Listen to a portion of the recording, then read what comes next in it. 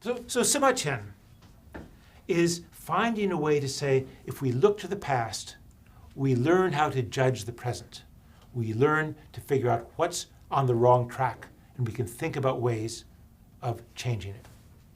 The second strand I want to talk about is a man named Dong Zhongshu, who's thought of as the great Confucian of the Western Han Dynasty. Now, Dong Zhongshu has his finger in many pies. One of them, in fact, is cosmic resonance. He writes a little book which uses cosmic resonance theory. He's interested in statecraft.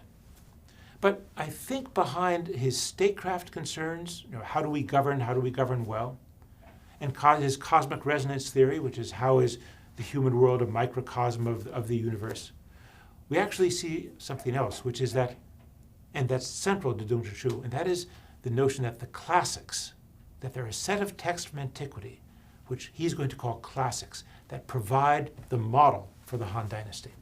Dong Zhongshu finds in the classics from the Zhou Dynasty the normative models for the conduct of government and civilization. And he runs through the classics, and Sima Qian actually quotes this, and this is where I'm getting it from.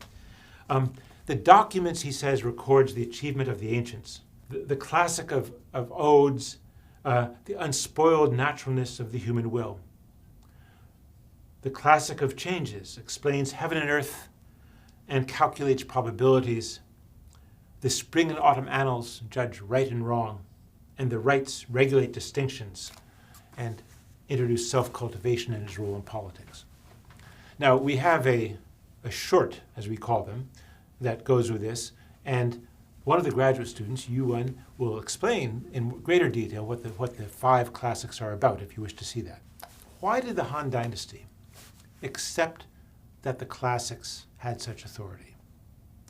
They didn't view that at the beginning. In fact, we associate the early Han with sort of a mixture of this kind of Confucianism, kind of cosmic resonance theory, and Taoism as well. And the Han does, in fact, is the first time that these texts are regarded as official classics and taught officially by erudites at the school. In fact, we have pictures of this classics engraved on stone in the Han Dynasty still, although the full stone blocks are no longer available. I think that the reason may be not so much that the court wanted to follow the classics, is that the classics had become popular, ever more popular, with people who served in government but didn't have high connections and didn't have influence, because they represented the role of education. To know the classics was a kind of merit and provided an entry, a merit-based entry into the official system. And for the government to recognize the classics as classics, to recognize the authority of Confucius, was in a sense to recognize the contribution that these scholar officials were making. The classics were a way of saying to the emperor, we need emperors, you should rule, but there are higher standards by which to govern.